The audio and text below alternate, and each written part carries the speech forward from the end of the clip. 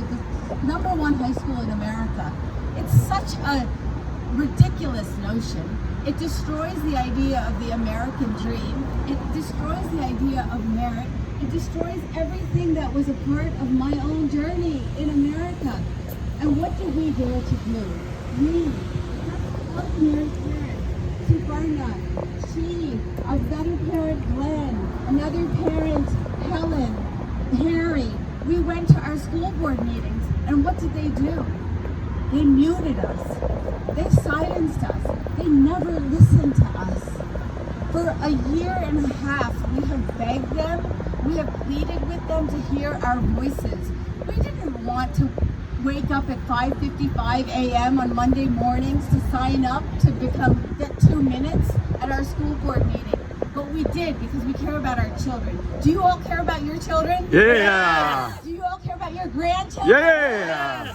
We have a right to be here. And Merrick Garland needs to know loud and clear.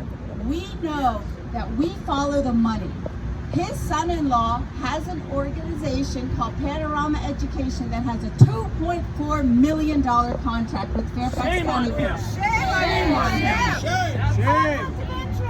They have a business interest data mining our children, and what they are trying to do is silence our protests. But will we be silenced? No.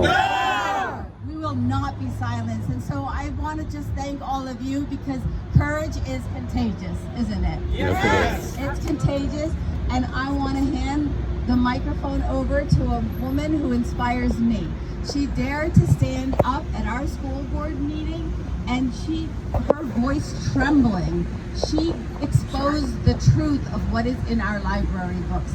Stacy Langton, our mom hero. Thank you, Asra. That was a lovely introduction. First of all, I just want to say that when I went to my school board meeting on September 23rd, the last thing I thought I was going to be was a hero. I went to the school board meeting on September 23rd because I felt like I had a duty as a parent, that I would actually be remiss as a parent if I did not stand up and tell all the rest of you what I found in my son's high school library at Fairfax High School. And what I found, unfortunately, was pedophilia pornography, straight up, and it is not ambiguous. And it shouldn't be there because it's in all of the schools in Fairfax County, okay? And this is something that is accessible to your kids as young as 12 years old. Robinson Secondary School has middle school students, and the books were in that school as well. So when I went to speak, I read aloud from the materials, which was one of the more humiliating things I've ever done in my life. And I showed the images. And the minute I did that, the school board cut my mic and they cut the feed, and they didn't let me speak. So I didn't get my 2 minutes.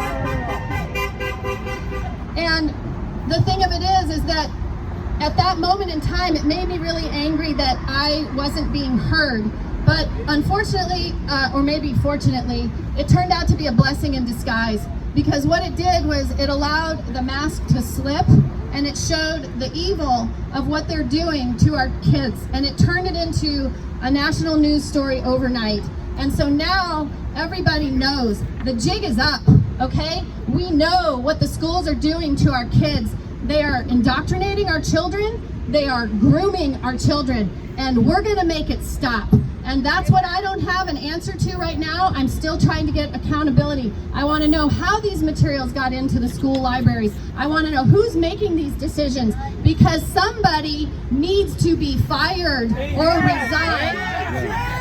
Go to jail! And yes, maybe go to jail, because honestly, that was the last thing that I had in my remarks that I didn't get to say that day, which is that we have laws on the books in the state of Virginia against obscene materials around minor children. And they are in violation of the law. So it cannot be that it's legal somehow on campus in the libraries, but it's illegal on the streets. It doesn't work that way. So it's against the law, and somebody needs to get to the bottom of this.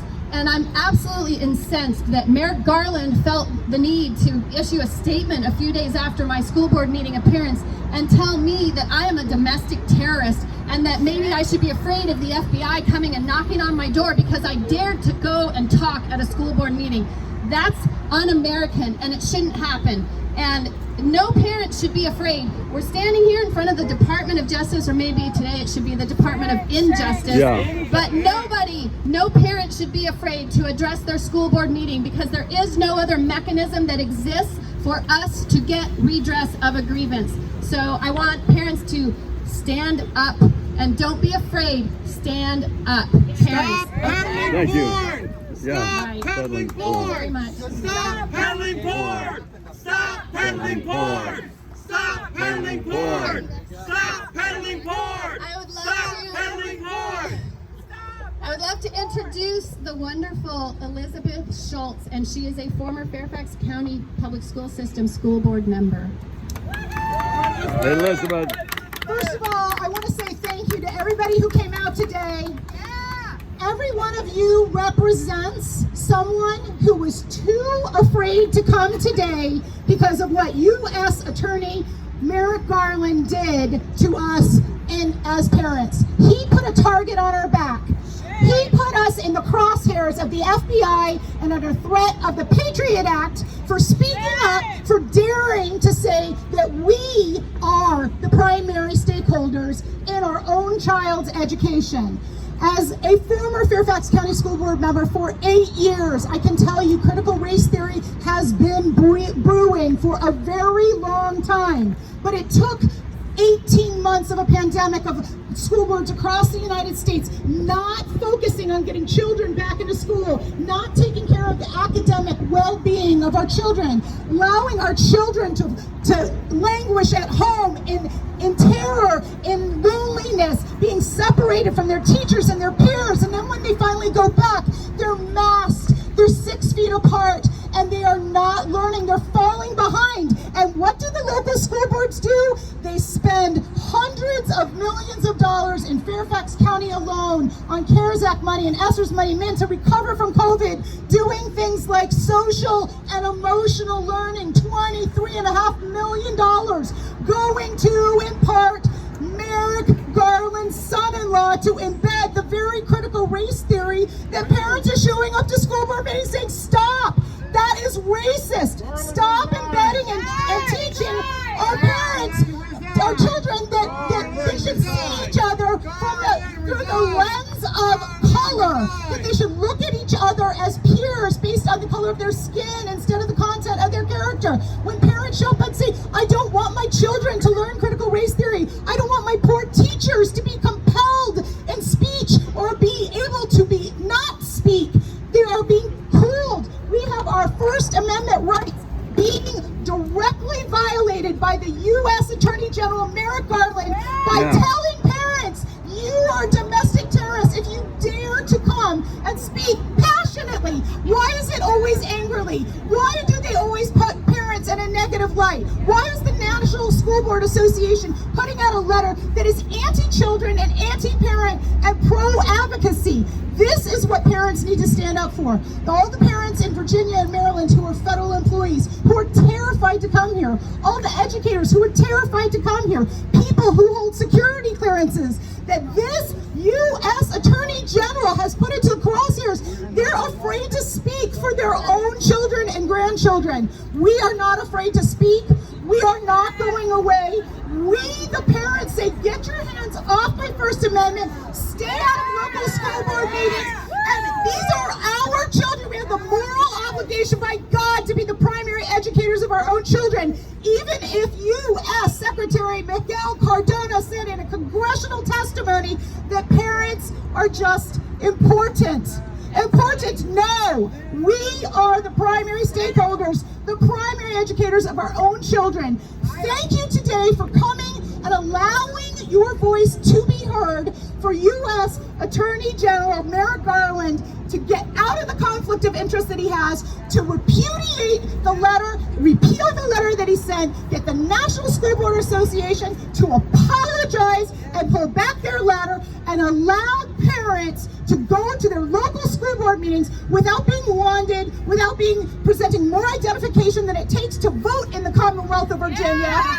just to speak for 60 seconds to their school board before being silenced if they even are given the opportunity to speak. You here are speaking with your presence, with your signs, with your voice, and this is how we start to make a difference and take back our school boards across America. Thank you very much. Hey! Let's send a message. Let's send a postcard to Merrick Garland. We're going to have everyone stand right here, okay? And then we're going to send him a picture and send a Justice Department a real message. Come over here and join us.